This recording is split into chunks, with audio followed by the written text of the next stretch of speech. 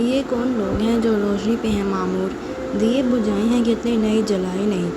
اگلی صبح ہاشم اور جواہرات حشاش بشاش اور خوشگوار موڈ میں باتیں کرتے ہسپتال کی راہداری میں چلتے ہوئے آ رہے تھے۔ حنین نے ویٹنگ روم کے دروازے سے ان کو آتے دیکھا اور پھر واپس اندر ہو گئی۔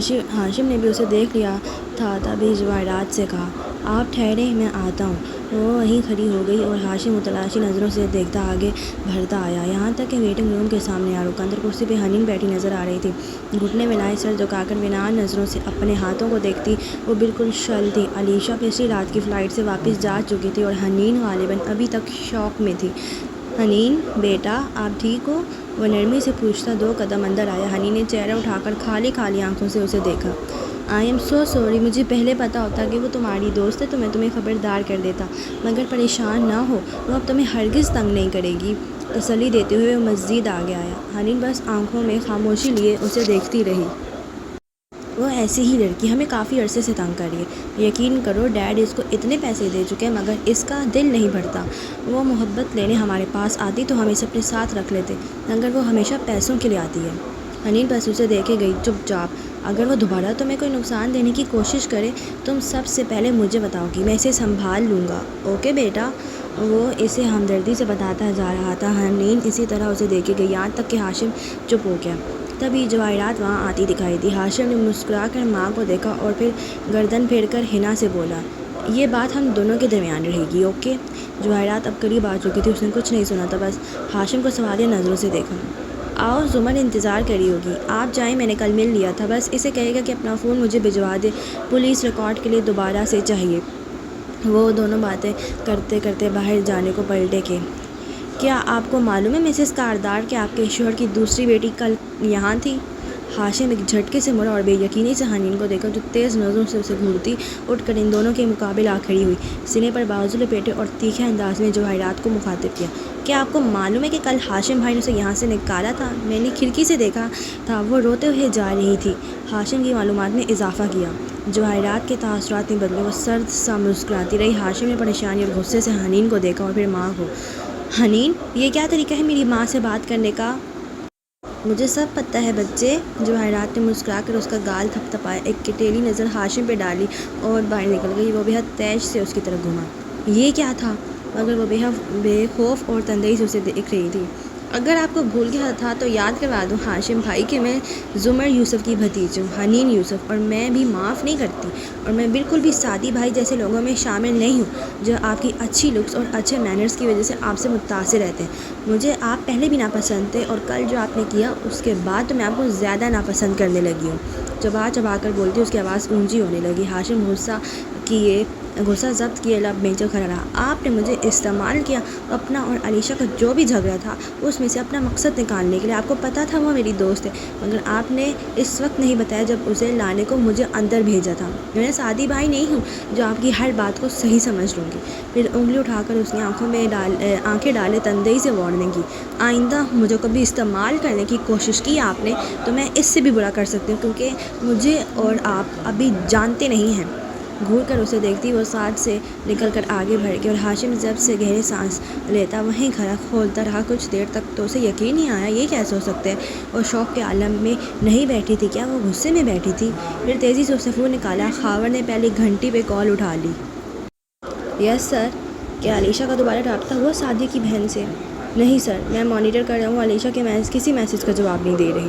اوکے، ایک تسلی بخش احساس سے اندر ہوتا ہے۔ جب وہ باہر آیا تو حنین بڑے ابا کی ویل چیئر زمر کے کمرے سے نکال رہی تھی۔ اس نے ایک تیز نگاہ حنا پہ ڈالی، وہ بھی جواب میں اتنی ہی شعلہ بار نظروں سے اسے گھورتی پلٹ گئی اور ویل چیئر دور لے جانے لگی۔ دل اس کا ابھی تک زور زور سے دھڑک رہا تھا۔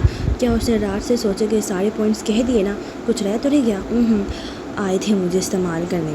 ہاشم تیز تیز چلتا دوسری جانب بڑھ گیا۔ اسے اب باہر میں بیٹھ کر جواہرات کے آنے کا انتظار کرنا تھا۔ جواہرات اندر زمر کے سامنے کرسی پہ بیٹھی غصے سے کہہ رہی تھی، میں سوچ بھی نہیں سکتی کہ حماد ایسا کرے گا۔ میں نے تمہیں بتائے بغیر کہ تم اسے عزت نفس کا مسئلہ نہ بنا دو۔ حماد کو آسٹریلیا میں اپنی کمپنی میں جاب بھی آفر کی، بس شہر بدلنا پڑتا مگر 3 گنا زیادہ کما لیتا۔ اور اس نے کیا کیا؟ جس مینیجر سے اسے ملوایا اسی کی بیٹی کو پھانس دیا۔ وہ گویا ابھی تک ورطۂ حیرت میں تھی۔ تکیوں سے ٹیک لگائی، نیم دراز زمر بس چپ چاپ اسے دیکھے گئی۔ تم کہو تو میں اسی مینیجر کو بھی فائر کر دیتی ہوں، اس کو معلوم تھا کہ حماد کی شادی ہونے والی ہے، پھر بھی اس اپنی بیٹی کے آگے ہتھیار ڈال دی۔ دنیا کتنی خود غرض ہے۔ جواہرات نے جھرجھری لی۔ اس کی ضرورت نہیں ہے، حماد نے درست فیصلہ کیا، اسے یہی کرنا چاہیے تھا۔ وہ ویران آنکھوں سے کھڑکی کو دیکھنے لگی۔ مگر تم کیسے زیادتی پہ خاموش رہ سکتی ہو؟ وہ تمہارا منگیتر ہے، تمہیں اسٹینڈ لینا چاہیے۔ اس نے غلط نہیں کیا مسز کاردار، میں جانتی ہوں میں کبھی ماں نہیں بن سکوں گی، میری کبھی کوئی فیملی نہیں ہو سکے گی، ایسے میں اس کی جگہ کوئی بھی ہوتا تو یہی کرتا۔ کرسی پہ بیٹھے جواہرات کے چہرے پہ ہمدردی ابھری، دل میں درد سا جاگا۔ آئی ایم ریئلی سوری ہر اس چیز کے لیے جو تمہارے ساتھ کی گئی۔ ہاتھ بڑھا کر اس کے پیر کو ذرا سا دبایا۔ بس تم کسی کو بد دعا نہ دینا، کرنے والے کو کسی بات نے مجبور کر دیا ہوگا، ورنہ اتنا ظالم کوئی ہنسی خوشی نہیں کر سکتا۔ زمر نے آنکھیں اٹھا کر تھکان سے اسے دیکھا۔ یہی تو سمجھنے سے قاصر ہوں، اتنے دن سے تو یہی سوچ رہی ہوں کہ فارس نے میرے ساتھ ایسا کیوں کیا۔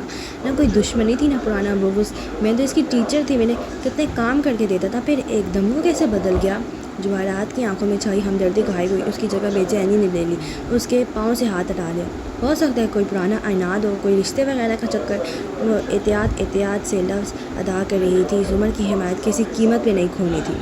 ایسا کچھ بھی نہیں تھا، کبھی بھی نہیں۔ وہ ناگواری سے ترک کر بولی، وہ میرا اسٹوڈنٹ تھا بس۔ جواہرات جلدی سے مسکرائی۔ میں تو محض خیال کا اظہار کر رہی تھی۔ عموماً قتل 3 باتوں پہ ہوتے ہیں، زن، زر، زمین، یعنی عشق، دولت یا اپنی طاقت کا غرور، لیکن ہو سکتا ہے کہ وجہ وہی ہو جو وہ کہہ رہا تھا، اپنے پہلے قتل کو چھپانا۔ نہیں، وہ لب دانت سے کچلتی نفی میں گردن ہلانے لگی۔ صرف یہ بات نہیں تھی، اس روز وہ فارس لگ ہی نہیں رہا تھا، اس نے کبھی مجھ سے ایسی بات نہیں کی، پھر ایک دم سے میرے ساتھ ایسا کیوں؟ وہ پلکیں سکیڑ کر کھڑکی کو دیکھتے سوچے گئی، پھر آنکھوں میں بابت ابھری۔ کیا معلوم واقعی وہ فارس نہ ہو، کسی نے فارس بن کر مجھ سے بات کی ہو، شاید میں ہی۔ جواہرات نے بے چینی سے پہلو بدلا، اور اس کے فنگر پرنٹس، وارث کی DNA والی رسی کا اس کی کار سے ملنا، اس کی گن، ہوٹل میں اس کے نام کا کمرہ، اس سب کی وضاحت کیسے کرو گی؟ اوہ، شاید تم اپنے والد اور بھابھی کی باتوں کا اثر لے کر کمزور پڑ رہی ہو، میں سمجھ سکتی ہوں، اپنوں کے لیے انسان کو بہت کچھ کرنا پڑتا ہے۔ سمجھنے والے انداز میں جواہرات نے سر کو خم دیا۔ میں نہ کمزور ہوں اور نہ کسی کا اثر لے رہی ہوں، اور ناگواری سے تیزی سے بولی، میں صرف ان مفروضے کو دہرا رہی تھی، وہ فارس ہی تھا، اس نے مجھے شوٹ کیا، میں آج بھی اپنے بیان پہ قائم ہوں۔ شانے اچکا کر وہ خفگی سے مڑ گئے۔ جواہرات کے لبوں پر مسکراہٹ ابھری، ستائش سے اسے دیکھا۔ گڈ، تم ایک بہادر لڑکی ہو، تمہیں خاندان والوں کا دباؤ نہیں لینا، تمہیں فارس سے اپنا انتقام لینا ہے۔ میں پروسیکیوٹر ہوں، انصاف پہ یقین رکھتی ہوں، انتقام پہ نہیں، کم از کم تب تک نہیں جب تک انصاف کی امید باقی رہے۔ میں نے بیان دینا تھا، دے دیا، اب اور کچھ نہیں کرنا مجھے۔ جواہرات کو جھٹکا لگا۔ تم اس کو کورٹ میں پروسیکیوٹ نہیں کرو گی کیا؟ نہیں، ایک دوسرے پروسیکیوٹر اس کیس کو پلیڈ کریں گے، مگر تمہیں فارس کو اس طرح چھوڑنا نہیں چاہیے، اس کی وجہ سے تمہاری شادی۔ میں اپنی مرضی کی مالک ہوں مسز کاردار، جیسے خاندان کا دباؤ نہیں لیا ویسے آپ کا بھی نہیں لوں گی۔ آپ چاہتی ہیں میں فارس کو سزا دلواؤں، کیونکہ اس میں آپ کا بھی فائدہ ہے۔ میں جانتی ہوں آپ لوگوں کے جائیداد کے مسئلے ہیں، دشمن کا دشمن دوست ہوتا ہے، سو اب ہم دوست ہیں۔ وہ کافی سنجیدگی سے جواہرات کو دے کر کہی تھی، جو آگے سے پھیکا سا مسکرا دی۔ اور آپ کی جگہ ہوتی تو میں یہی کرتی۔ میں سمجھ سکتی ہوں کہ آپ مجھے کیوں بار بار اس کے خلاف کارروائی پہ اکسا رہی ہیں، مگر میرا ایک خاندان ہے اور وہ شخص شادی کا ماموں ہے، میں نے بیان دینا تھا، دے دیا، اب آگے عدالت جانے اور پولیس۔ فارس کا مجھ سے کوئی ذاتی جھگڑا نہیں تھا، اس نے یہ کسی اور وجہ سے کیا، ممکنہ طور پر وہی جو اس نے بتائی تھی، اس لیے میں ذاتی طور پر اس کے خلاف کچھ نہیں کروں گی۔ جواہرات بامشکل مسکرائی۔ میں سمجھ سکتی ہوں، بہت سی چیزوں میں ہم ایک جیسے ہیں زمر۔ خیر، تم نے درست فیصلہ کیا، اگر تم اس کے خلاف محاذ کھول لیتی تو ندرت یا اس کے بچے تمہاری شکل دیکھنے سے بھی رہ جاتے، مگر میں امید کرتی ہوں کہ تم اس کیس کو خود لینے سے اعتراض اس وجہ سے نہیں برت رہی کہ تم دور اندر کہیں اس کو بے گناہ سمجھتی ہو۔ زمر لمحے بھر کو بالکل چپ سی ہو کر جواہرات کا چہرہ دیکھنے لگی۔ کیا تم اندر سے اپنے ہی بیان پہ خود مشکوک ہو چکی ہو، مگر چونکہ خود کو غلط ماننے میں تمہاری ناک آڑے آتی ہے، سو تم اس پہ ڈٹی ہوئی ہو؟ ایسا نہیں ہے، وہ اب کے کافی مضبوطی سے بولی۔ کبھی کبھی مجھے متضاد خیالات آتے ہیں، مگر میرا یقین ان کے مقابلے میں زیادہ پختہ ہے۔ وہ فارسی تھا، کوئی بھی چیز مجھے اس بیان سے نہیں ہٹا سکتی۔ اپنی ناک عزیز ہے مجھے، مگر بے انصافی کی حد تک نہیں۔ اگر مجھے لگتا وہ بے گناہ ہے تو میں خاموش رہتی، وہ میرا اسٹوڈنٹ تھا۔ شاید اگر میرے ابا کو فالج نہ ہوا ہوتا تو بھی میں خاموش رہ جاتی، مگر اب نہیں۔ جواہرات گہری سانس لے کر اٹھ کھڑی ہوئی، مسکرا کر اس کے شانے پہ ہاتھ رکھا، دوسرے سے اپنا بیگ اٹھایا۔ دشمن کا دشمن دوست ہوتا ہے، سو تم مجھے ہمیشہ اپنا دوست پاؤ گی۔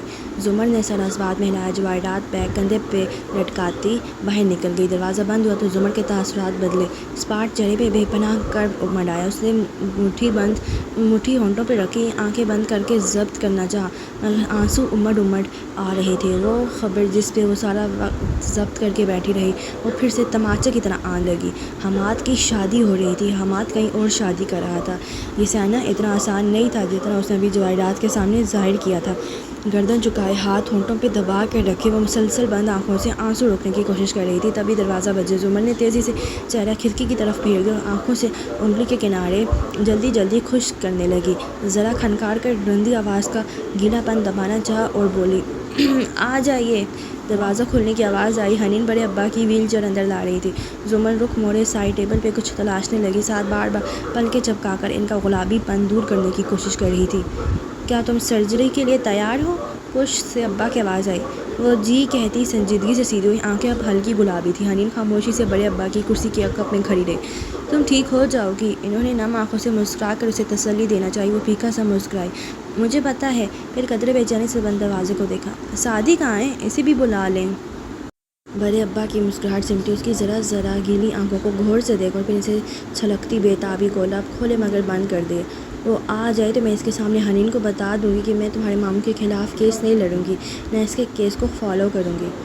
بھائی انگلینڈ چلا گیا تھا، ان کا ٹیسٹ تھا ایک پھپھو، سنجیدگی سے حنین نے بتایا۔ زمر بس اس کو دیکھ کے رہ گئی، بالکل یک ٹک، سانس روکے۔ سعدی چلا گیا؟ لفظ ٹوٹ ٹوٹ کر نکلے، حلق میں کچھ اٹکنے لگا۔ ہم تو ہیں نا بیٹا، اس کی مجبوری تھی۔ مگر وہ ہنوز ششدر سے حنین کو دیکھ رہی تھی۔ کیا اسے میرے آپریشن کا پتہ تھا؟ بھائی سے زیادہ کسے پتہ ہوگا؟ اس نے اسبات میں سر ہلا دیا۔ زمر کے لب بھیج گئے، آبرو اکٹھے کیے، وہ خفگی سے دوسری جانب دیکھنے لگی۔ ندرت بھی آنے والی، ہم سب تمہارے ساتھ ہوں گے سرجری کے دوران، سعدی بھی کال کرتا رہے گا۔ کال کرنا پرواہ کرنے کے مترادف نہیں ہوتا ابا۔ مگر وہ لب سے دوسری جانب دیکھتی رہی۔ حنین ناگواری سے پلٹ گئی اور اس کا دل ہر شے سے اچاٹ ہو رہا تھا۔ وہ باہر آئی تو سعدی منتظر کھڑا تھا۔ وہ خاموشی سے اس کے ساتھ جا کھڑی ہوئی، دونوں کی پشت دیوار سے لگی تھی اور نظریں سامنے تھیں۔ کیا آپ ایک دفعہ ان کو خدا حافظ کہنے بھی نہیں جا سکتے تھے؟ میں ان سے بہت بدتمیزی کی تھی، اب نہیں جاؤں گا سامنے۔ وہ میری شکل دیکھ کر دل کی بات جان لیں گی تو پھر زبان کی بات کا یقین کیوں نہیں کرتی؟ پھر ذرا نرمی سے بولی، صرف مل ہی لیں۔ سعدی نے سر کو دائیں بائیں ہلایا۔ مجھے ڈر ہے، ان کے سامنے جا کر میں رونے لگ جاؤں گا۔ گویا حنین کا دل کسی نے دبا دیا۔ اس نے بے اختیار مڑ کر سعدی کا چہرہ دیکھا۔ وہ اداسی سے سامنے دیکھ رہا تھا، جینس پہ آدھے آستین کی محروم شرٹ، کٹے بال جو سامنے سے سیدھے اور سر کی پشت سے گھنگھرالے تھے، چہرے پہ چھایا ایک معصوم سا تاثر۔ آپ انگلینڈ جانے کے بعد پہلی دفعہ آئے گھر تو ہم سب نے کہا کہ آپ بدل گئے، پہلے سے زیادہ اسمارٹ اور عقل مند، مگر آپ تو آج بھی ویسے ہی ہیں۔ سعدی نے نظریں پھیر کر سوالیہ انداز میں اسے دیکھا۔ معصوم؟ وہ اداسی سے مسکرائی تو وہ بھی مسکرا دیا۔ معصوم؟ کیا یہ میرا دوسرا نام ہے؟ پہلا کیا تھا؟ ہمارا سعدی۔ اور وہ دونوں ہنس پڑے۔ اداس سے ماحول میں زندگی کی کوئی تال کسی نے چھیڑی تھی۔ علیشہ کا کچھ پتہ چلا؟ اس سوال پہ حنین کی ہنسی تھمی، سر نفی میں ہلایا۔ میں نے اس کی ساری میلز اور میسیجز بغیر پڑھے مٹا دی، ہر جگہ سے اسے بلاک کر دیا، اسے مجھے دھوکہ دیا، میں دوبارہ اس سے بات نہیں کرنا چاہتی۔ تم نے صحیح کیا۔ اور آپ نے دیکھا کس طرح وہ اپنا بیان بدل کر چلی گئی، اس نے میرا غصہ ماموں پہ اتار دیا۔ شاید میں اس کی کال اٹھا لیتی اگر مجھے نہ پتہ چلتا کہ اس نے اپنی گواہی بدل دی۔ اپنے باپ سے مسئلہ تھا تو ان تک ہی رہتی، مجھے کیوں درمیان میں لائے؟ وہ سخت رنجیدہ لگ رہی تھی۔ چلو اب تم دوبارہ ہاشم بھائی سے اس بارے میں کوئی بات نہ کرنا، ان کا اس سے خون کا رشتہ ہے، وہ لوگ ایک دن پھر اکٹھے ہو جائیں گے، ہم درمیان میں کیوں آئیں؟ وہ نرمی سے سمجھاتے ہوئے کہہ رہا تھا۔ حنین بے دلی سے سر ہلاتی رہی۔ اس نے کہا تھا چونٹیاں انتقام لینے پائیں تو انہیں کوئی ہرا نہیں سکتا، مگر وہ کیوں ہار گئی؟ بھائی اس کو بغیر پیسے دیے ہاشم بھائی نے بھیج تو دیا نا واپس، بس ایک یہی الجھن تھی جو اسے ستا رہی تھی۔ سعدی کچھ دیر کو بالکل خاموش ہو کر سوچتا رہا۔ حنین منتظر رہی۔ کیا تم سارا وقت ڈرامے دیکھتی رہتی ہو یا قرآن بھی پڑھتی ہو جیسے انگلینڈ جانے سے پہلے ہم اکٹھے پڑھتے تھے؟ کیا بھائی پڑھتی ہوں نا، ایک دم بہت سستی سے کہتے ہوئے ادھر ادھر دیکھنے لگی۔ اور کیا تمہیں وہ صورتیں یاد ہیں جو تم نے حفظ کی تھیں؟ حنین نے انگلی سے کان کے پیچھے بال ہو جائے۔ جی یاد ہے، میں ذرا سا دہرا کر سنا سکتی ہوں، کہیں وہ ابھی کے ابھی نہ سن لے۔ بہت اچھا، خفگی سے اس کو دیکھ کر وہ ایک دم بہت معصومیت سے سر جھکائے اپنی اینک اتار کر شیشے سے کچھ صاف کرنے لگی تھی۔ بہرحال ہم نے ایک سورہ حفظ کی تھی، سورہ نمل، یاد ہے؟ جی بالکل۔ اینک صاف کرتے آنکھوں پہ لگاتے اس نے ذہن پہ ذرا زور ڈالنا چاہا کہ پہلی آیت کہاں سے شروع ہوتی تھی۔ اف، یاد کیوں نہیں آ رہا؟ اور نمل کا مطلب کیا تھا؟ حنین ایک دم کھل کر مسکرا دی۔ شکر بھائی نے صورت نہیں سنی، یہ سوال تو بہت آسان تھا۔ ہاسپٹل کا کوریڈور ایک دم خوشگوار لگنے لگا۔ نمل یعنی چیونٹی، بہت اعتماد سے مسکرا کر بتایا۔ سعد نے پہلی بار تعجب اور پھر خفگی سے اسے دیکھا۔ یعنی کہ تم نے عرصے سے قرآن نہیں کھولا؟ حنین ہکا بکا رہ گئی۔ مگر میں نے صحیح بتایا ہے۔ غلط بتایا ہے، نمل کا مطلب چیونٹی نہیں ہوتا۔ تو پھر کیا ہوتا ہے؟ چونٹی کو نملتا کہتے ہیں، نمل کا مطلب ہوتا ہے چونٹیاں۔ حنین کے تنے تاثر ڈھیلے پڑے نروٹھے پن سے بھائی کو دیکھا۔ وہی نا، ایک ہی بات ہوئی۔ اگر ایک بات ہوتی تو اللہ تعالیٰ اس سورہ کا نام نملتا رکھ دیتا، مگر نہیں۔ چونٹی اور چونٹیوں میں بہت فرق ہوتا ہے۔ دیکھو باقی جتنی بھی صورتیں ہیں حشرات الارض کے نام کی، وہ واحد ہیں۔ العنکبوت یعنی ایک مکڑی، نحل یعنی ایک شہد کی مکھی، لیکن چونٹیوں کی سورہ جمع کے صحیفے میں ہے۔ بتائے کیوں؟ اس نے ابھی کی سوچی گئی بات بہت ایکسائٹڈ ہو کر کہی۔ وہ بہت دھیان سے سن رہی تھی، بےتابی سے بولی، کیوں؟ کیونکہ اکیلی چونٹی ہوتی ہی نہیں ہے۔ کبھی دیکھی اکیلی چونٹی؟ چونٹیاں ہمیشہ اپنی قطار میں اپنے خاندان کے ساتھ ہوتی ہیں، اکیلی ہار جاتی ہے، پیر تلے مسلی جاتی ہے۔ جو اکٹھی ہوتی ہیں وہ کبھی نہیں ہارتی۔ علیشہ اکیلی تھی اور تم نے بھی اس کی مدد نہیں کی تو وہ کیسے جیت سکتی تھی؟ وہ خاموش ہوا تو حنین بالکل چپ سی ہو گئی۔ اگر وہ مجھ پہ پہلے بھروسہ کرتی تو میں اس کی مدد کرتی، مگر اب میں اسے لا تعلق رہنا چاہتی ہوں، تو میں ایسا ہی کرنا چاہیے۔ دونوں پھر سے خاموش ہو گئے۔ مگر وہ میری بیسٹ فرینڈ تھی، اب وہ نہیں ہے۔ پھپھو نے بھی مجھے اکیلا کر دیا۔ چلو میں بھی تو ہوں نا تمہارا بیسٹ فرینڈ۔ وہ نرمی سے مسکرائے تو حنین بھی مسکرا دی اور ذرا سی بھائی کے قریب کھسک آئی، کندھے سے کندھا ملایا۔ حنا کی چھوٹی انگلی سے اس کی چھوٹی انگلی ٹکرائی۔ ایک تحفظ کا احساس، کوئی نہیں ہوگا تب بھی بھائی ہوگا، مرتے دم تک، آخری سانس تک بھائی ساتھ رہے گا۔ اب پھر سے راہداری سے لوگ گزرتے جا رہے تھے اور وہ دونوں دیوار سے ٹیک لگائے خاموش کھڑے تھے۔ اتار دیتے ہیں دنیا کو یوں تو شیشے میں، اکیلے ہوں تو آئینے سے ڈرتے ہیں۔ جواہرات کار میں پچھلی سیٹ پر آ کر بیٹھی تو ہاشم ساتھ براجمان اس کا انتظار کر رہا تھا۔ اس نے موبائل تھمایا اور ڈرائیور کے آنے کا انتظار کیا، مگر جب وہ باہر کھڑا رہا تو وہ ہاشم کو دیکھے بنا بے تاثر سے بولی، اس کو چلنے کا کہو Hashim. Mummy I am sorry. اس نے جواہرات کے گھٹنے پہ رکھے انگوٹھوں سے مزین ہاتھ پہ اپنا ہاتھ رکھا۔ فکر مند نگاہیں اس کے چہرے پہ جمی تھی۔ میں اس بارے میں بات نہیں کرنا چاہتی۔ وہ سامنے دیکھتے ہوئے آنکھوں پہ گلاسز لگا رہی تھی۔ ہم بہت دفعہ یہ بات کر چکے ہیں، مگر تم آج بھی اپنے باپ کے گناہ مجھ سے چھپانے کی کوشش کرتے ہو، حالانکہ تم جانتے ہو کہ مجھے اس کی بیٹی کے بارے میں سب علم ہے۔ Mummy I am sorry. اس کا دایاں ہاتھ ہنوز جواہرات کے گھٹنے پہ تھا۔ اور اس لڑکی کی اتنی ہمت ہو گئی کہ وہ میرے شہر، میرے گھر پہنچ جائے، اگر تم نے مجھے خبردار تک نہیں کیا، میں کیا کر لیتی؟ تماشا یا واویلا؟ کیا پہلے کبھی کیا؟ تلخی سے سر جھٹکا۔ تمہارے باپ کو تو یہ بھی معلوم نہیں کہ میں اس کی بیٹی کے بارے میں جانتی ہوں۔ Mummy I am sorry. وہ مسلسل نگاہیں اس پہ جمائے نرمی سے کہہ رہا تھا۔ مجھے ہاشم اس لڑکی یا اس کے مسئلے سے کوئی فرق نہیں پڑتا۔ میں عمر کے اس حصے سے نکل چکی ہوں، جب فرق پڑا ہے تب مجھے کوئی پرواہ نہیں۔ اگر وہ تمہارے باپ کے کاروبار یا عزت کے لیے خطرہ نہیں ہے، اگر ہوئی بھی تو تم سنبھال لو گے۔ Mummy I am sorry.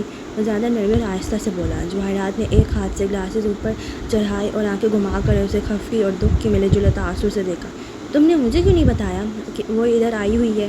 مجھے کیوں بے خبر رکھا؟ شاید میں جانتی ہوں کیوں۔ تم مجھے ہرٹ نہیں کرنا چاہتے تھے۔ کہتے ہوئے آنکھیں پھر آنکھوں میں کرب ابھرا۔ Mummy I am sorry. اس نے ذرا مما کا ہاتھ دبایا۔ جواہرات نم آنکھوں سے مسکرا دی اور دایاں ہاتھ ہاشم کے اسی ہاتھ پہ رکھ دیا۔ آنکھوں میں خفگی نرمی میں ڈھل گئی۔ اٹس اوکے، میں تم سے کبھی خفا نہیں ہو سکتی۔ وہ بھی مسکرا دیا، پھر پیچھے ہوا، ڈرائیور کو واپس آنے کا اشارہ کیا۔ مجھے واقعی اس لڑکی سے فرق نہیں پڑتا۔ اس وقت تو صرف یہی خیال دل کاٹتا ہے کہ ہم دونوں نے زمر کی زندگی برباد کر دی۔ مجھے اس کا افسوس ہے، مجبوری نہ ہوتی تو میں ایسا کبھی نہ کرتا۔ وہ چہرے پہ ایک دم امٹ کر آتی تکلیف کو ضبط سے چھپا کر سیل فون نکالنے لگا۔ مجھے ہر رات سونے سے پہلے زمر کا خیال آتا ہے، وہ سب کی مسٹیک نہیں تھی ہاشم۔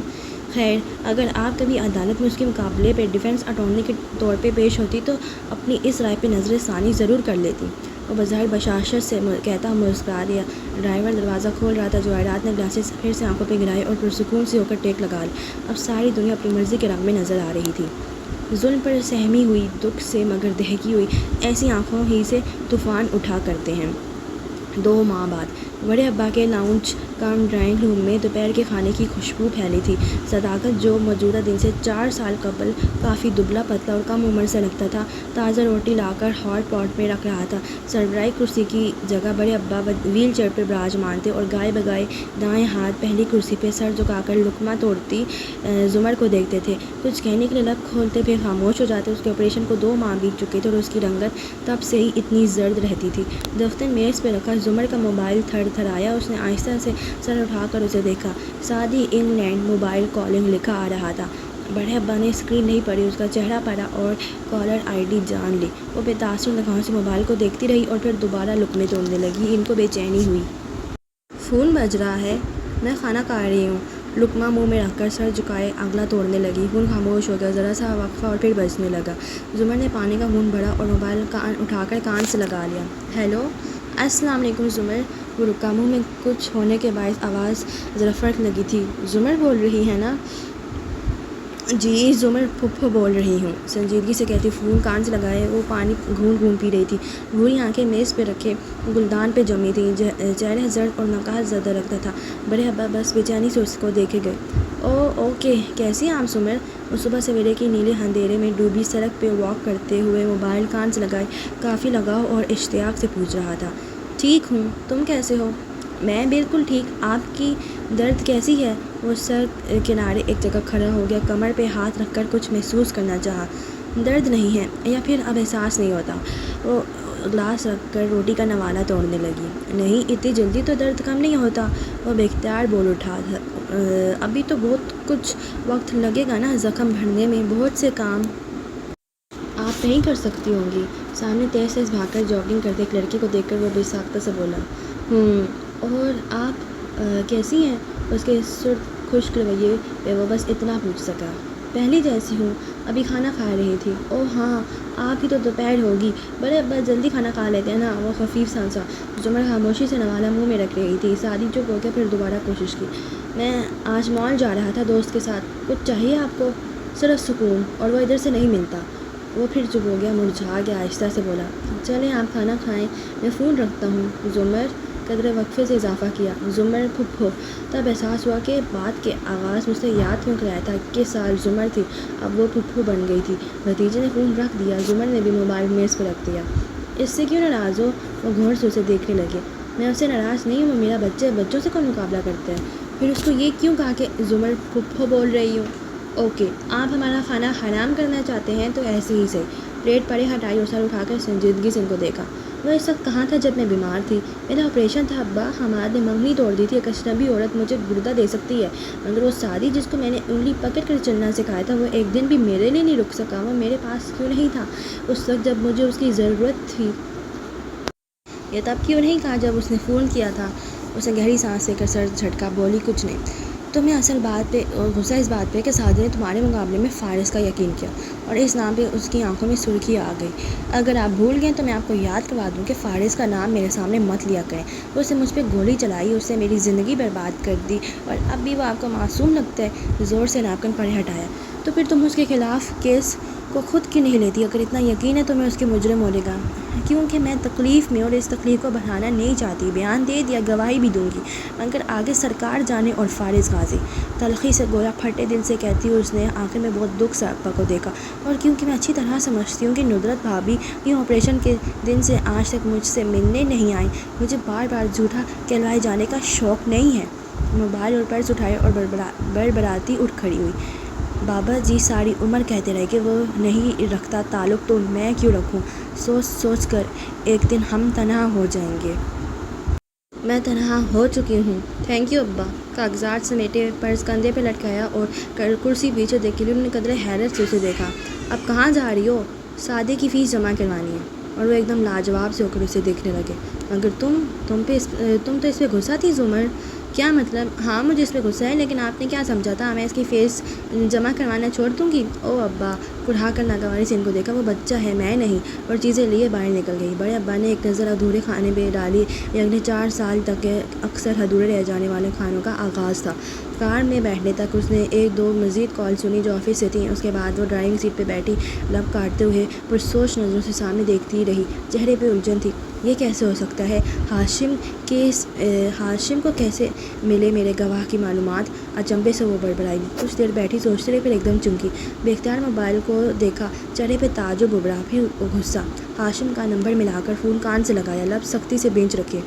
ہیلو میڈم پروسیکیوٹر، مجھے کیسے یاد کیا اتنے دنوں بعد؟ وہ ہمیشہ کی طرح خوشگوار سا بولا تھا۔ بہت مبارک ہو، آپ نے نعمان اکرم بنام افضل کاٹیاوار کو یعنی میرے کیس کو خراب کر دیا ہاشم۔ اوکے، اور میں نے کیا کیا ہے؟ میری سرجری سے پہلے آپ نے مجھ سے میرا فون لیا تھا فائلز کی کال ریکارڈز وغیرہ کے لیے، مگر در حقیقت آپ نے اس میں سے میرے گواہ کا نمبر اور پتہ نکالا، اسے ٹریس کیا، اس کا پیسے یا فیورز دے کر منہ بند کروایا اور گواہی بدلوا دی۔ تھینک یو سو مچ ہاشم، ضبط کرتے ہوئے آواز بلند ہو گئی۔ آپ کو لگتا ہے کہ آپ کے اندر آپریشن ٹیبل پہ زندگی اور موت کی کشمکش میں ہوں گی اور میں باہر آپ کے فون کا غلط استعمال کر رہا ہوں گا؟ آپ کہہ رہے ہیں کہ آپ نے میرا فون سے اس کا نمبر نہیں لیا؟ نہیں، میں کہہ رہا ہوں کہ میں نے ڈاکٹرز کے باہر آ جانے اور آپریشن کی کامیابی کی اطلاع ملنے کے بعد آپ کا فون کھولا تھا۔ وہ مزے سے بولا تھا۔ آپ کی انسانی ہمدردی۔ تھک کر گہری سانس لی، اور جب آپ نے مجھے کہا تھا کہ آپ کو میری بات پہ یقین ہے تو مجھے لگا کہ آپ بدل گئے، مگر نہیں، آپ آج بھی ویسے ہی ہیں۔ سو تو ہوں، سی یو ان کورٹ، تب تک آپ کوئی نیا گواہ تیار کریں۔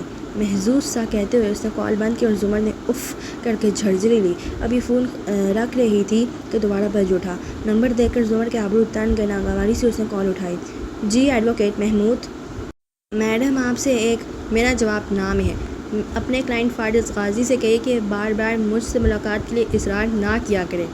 آپ صرف ایک دفعہ اس سے مل کر تسلی سے اس کی بات سن لیں، اس کا پوائنٹ آف ویو بھی تو جاننے کی کوشش کریں۔ ایک وکیل کی حیثیت سے آپ کو کیس کے دونوں پہلوؤں پہ نظر ڈالنی چاہیے۔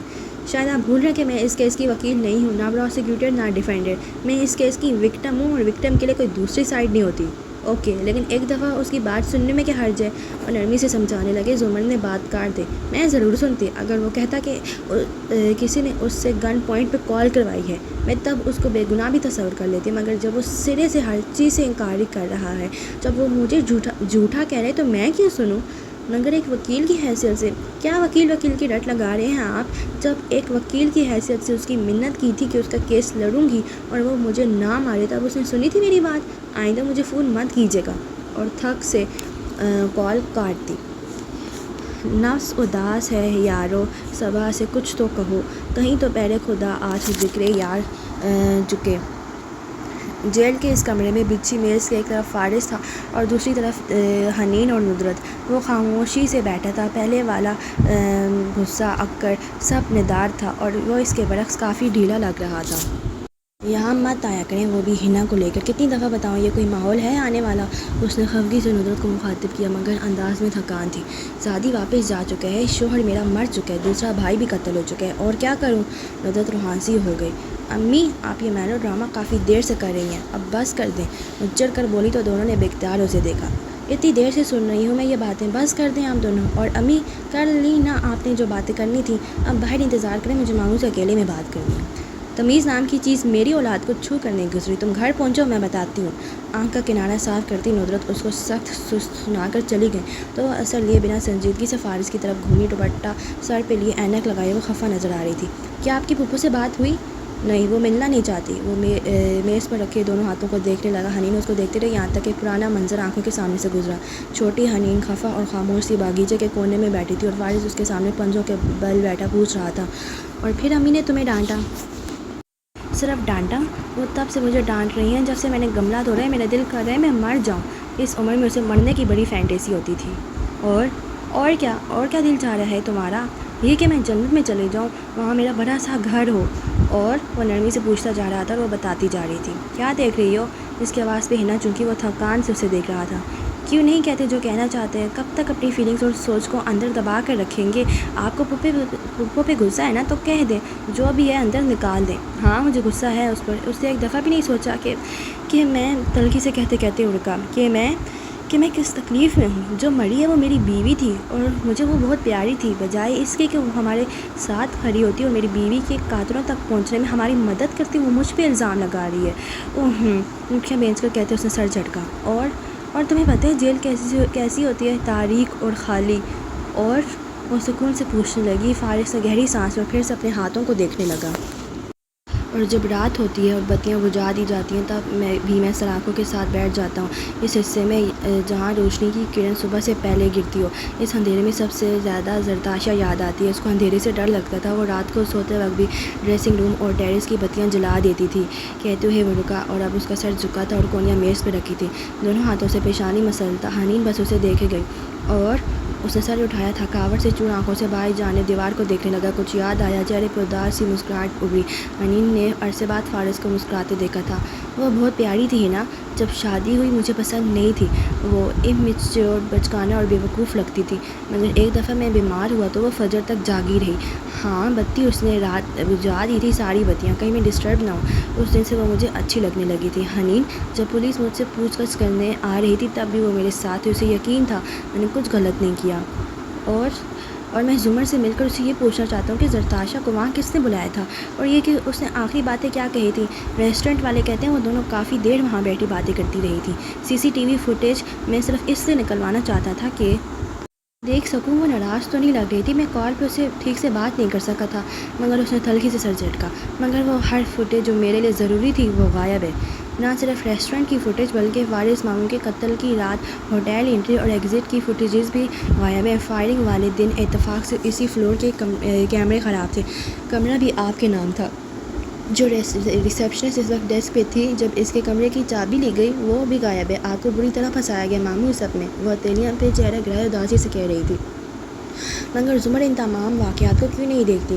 کیوں میری بات نہیں سنتی؟ مجھے اس میں پھنسایا جا رہا ہے۔ وہ کہتے ہیں کہ انٹیلیجنس آفیسر کو کون ٹریپ کر سکتا ہے؟ کیسے نہیں ٹریپ کر سکتا؟ یہ ہاشم کا سیکیورٹی آفیسر خاور، یہ بھی پہلے ایک ایجنسی میں تھا، پھر وہ کسی ناکردہ جرم کی پاداش میں نکالا گیا۔ ہاشم نے اس کا کیس لڑا اور اس کو بری کروا کر اپنے پاس لے آیا۔ چند لمحے خاموشی چھا رہی ہے۔ وہ کافی دیر سے بول رہا تھا، اس وقت تھک چکا تھا۔ آپ کی ایجنسی کے دوست سینئرز کوئی نہیں ہے جو ہماری مدد کر سکے؟ حنین، یہ ایجنسیاں تب تک ساتھ دیتی ہیں جب تک آپ ان میں شامل ہیں، جب نکال دیا جائے تو سب ختم۔ مگر آپ کا کون دشمن ہو سکتا ہے؟ کس پہ شک تو ہوگا آپ کو؟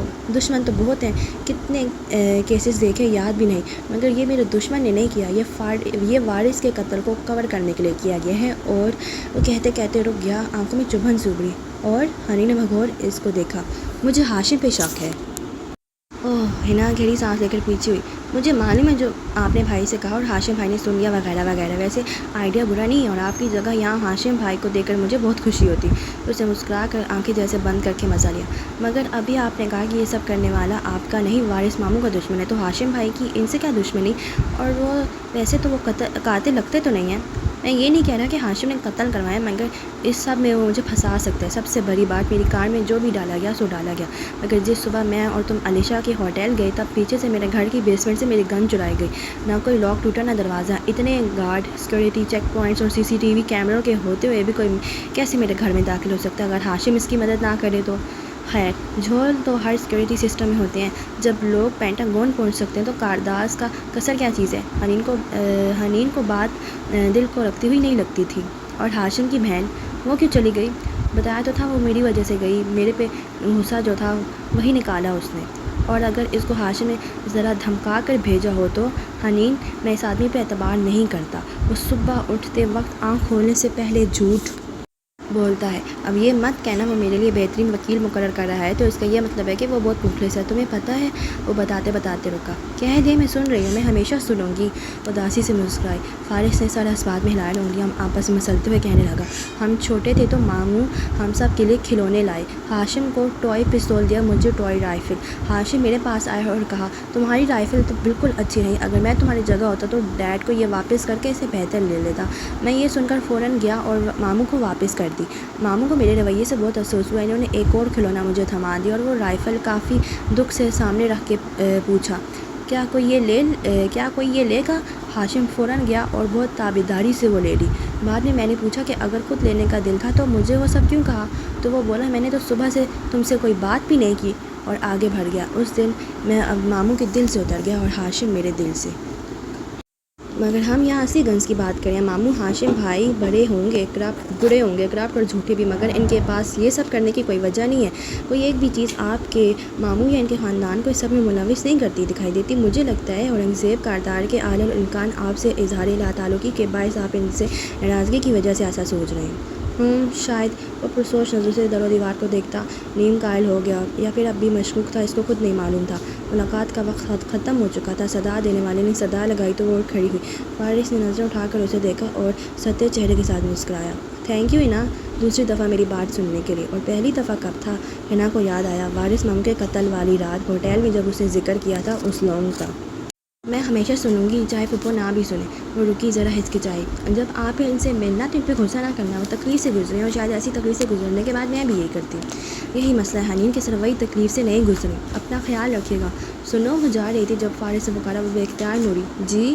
وہ چند ہمیں دیکھتا رہا، پھر آہستہ سے بولا، میں یہاں سے نکلنا چاہتا ہوں، کیا تم لوگ مجھے یہاں سے نکال لو گے؟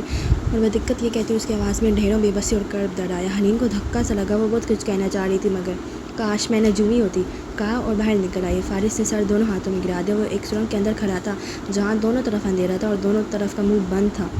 زمر سے بات کر کے ہاشم نے موبائل جیب میں رکھا اور سامنے دیکھا۔ وہ اپنے کمرے کی بالکونی میں کھڑا تھا اور یہاں نشیب میں فارس کا گھر نظر آتا تھا۔ دوسرے ہاتھ میں پکڑے مگ سے کافی کے گھونٹ بھرتے وہ ریلنگ پہ جھک کر سوچتے ہوئے انیکسی کو دیکھنے لگا۔ تم پہلے سے زیادہ پرسکون نظر آ رہے ہو۔ جواہرات عقب سے چلتی ہوئی آئی اور اس کے ساتھ آ کھڑی ہوئی۔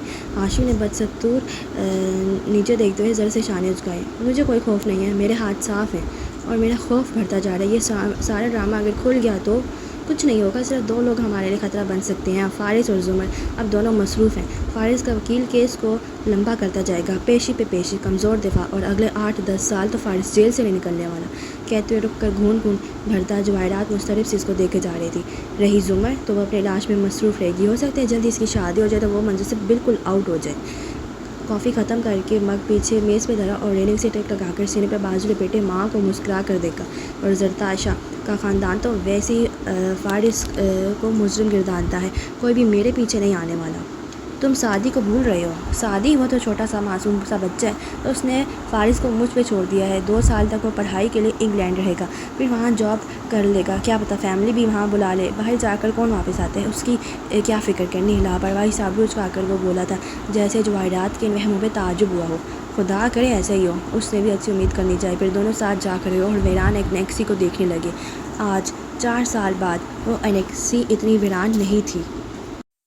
اس کی بیسمنٹ میں دیوار پہ لگی تصویروں میں اور تراشوں کے سامنے فارس کھڑا تھا اور پیچھے کہیں سعدی بیٹھا چائے پی رہا تھا۔ تراشوں کے اوپر چلتی 4 سال پرانی فلم ختم ہوئی تو فارس چونکا، پھر ہاتھ میں پکڑے کپ کو دیکھا۔ وہ ہنوز گرم تھا اور وہ اتنا پرانا سفر کر کے واپس بھی آ گیا تھا۔ ذہن کی رفتار روشنی کی رفتار سے کہیں زیادہ تھی۔ کچھ کھلائیں گے یا میں جاؤں؟ اپنا کپ خالی کر کے رکھتا سعدی اٹھا تو فارس چونک کر مڑا۔ جینس، جوگرز اور ٹی شرٹ میں ملبوس دراز قد لڑکا 4 سال قبل کے مقابلے میں زیادہ سنجیدہ، صحت مند اور بڑا لگ رہا تھا۔ تول کر بولنے والا، مگر اچھا بولنے والا۔ مرضی تمہاری۔ ایک گھونٹ بھر کر اسے میٹھی چائے رکھ دی، پھر کچھ سوچ کر موبائل اور والیٹ اٹھایا۔ چلو ساتھ چلتے ہیں، آپس سے 2-4 دن سے ملاقات نہیں۔ جی مگر گھر میں پہلے دن جیسی خاطر نہیں ہوگی۔ بھنڈی بنا رہی تھی امی، آپ 2 ہفتے پرانے ہو چکے ہیں۔ سونف مٹھی میں رکھ کر پھانکتے ہوئے وہ محظوظ سا کہتا سیڑھیوں کی طرف چلا گیا۔ فارس تبصرہ کیے بغیر پیچھے آیا۔ جب کار واپس روش پہ چلاتے ہوئے وہ قصر کاردار کے قریب ہونے لگے تو سعدی نے دیکھا ہاشم اور سونی اپنے کتے سمیت ابھی تک لان میں کھڑے تھے۔ اب گیم کی نوعیت بدل گئی تھی۔ میں 1 منٹ ہاشم بھائی سے بات کر کے آتا ہوں۔ وہ کار سائڈ پہ روک کر باہر نکلا تو فارس سے بیزاری سے پیچھے سے پکارا، جلدی آنا۔ اسے آتے دیکھ کر ہاشم نے سونیا سے کچھ کاغذ ہلا کر ایک طرف کو چلے گئے۔ سعدی قدم چلتا قریب آیا۔ ہیلو سعدی، ہاشم نے مسکرا کر اسے دیکھا۔ دونوں میں سے کسی نے مسافر کے ہاتھ نہیں بڑھایا۔ بس ایک بات کہنی تھی ہاشم بھائی، وہ سنجیدگی سے اس کو دیکھتا کہنے لگا۔ شہری چاہتے کہ میں آپ سے بات کروں، اس لیے کر رہا ہوں، آپ سونیا کو اس کے ساتھ جانے دیں، انہوں نے اپنی فلائٹ بھی آگے کروا لی ہے۔ اوکے، میں اسے جانے دوں گا، ایک شرط پہ۔ سعدی کے آبرو تعجب سے اکٹھے ہوئے۔ اور وہ کیا ہے؟ جو تم نے مجھ سے چرایا تھا وہ واپس کر دو، میں سونی کو شہری کے ساتھ جانے دوں گا، ڈیل؟ جیب سے دائیں ہاتھ نکال کر ہاشم نے اس کی طرف بڑھایا۔ سعدی نے اس کی سرد مسکراہٹ کو دیکھا اور پھر اس کے ہاتھ کو۔ فیصلہ کرنے کے لیے بس چند سیکنڈ تھے۔ اور سعدی نے کیا فیصلہ کیا یہ تو آپ کو کل ہی معلوم ہوگا. تو آپ میرے چینل کو سبسکرائب کر دیں اور بیل آئیکن بھی پریس کر دیں اور میری ویڈیو کو لائک کر دیں, کمنٹ کر دیں اینڈ شیئر کر دیں. Okay bye.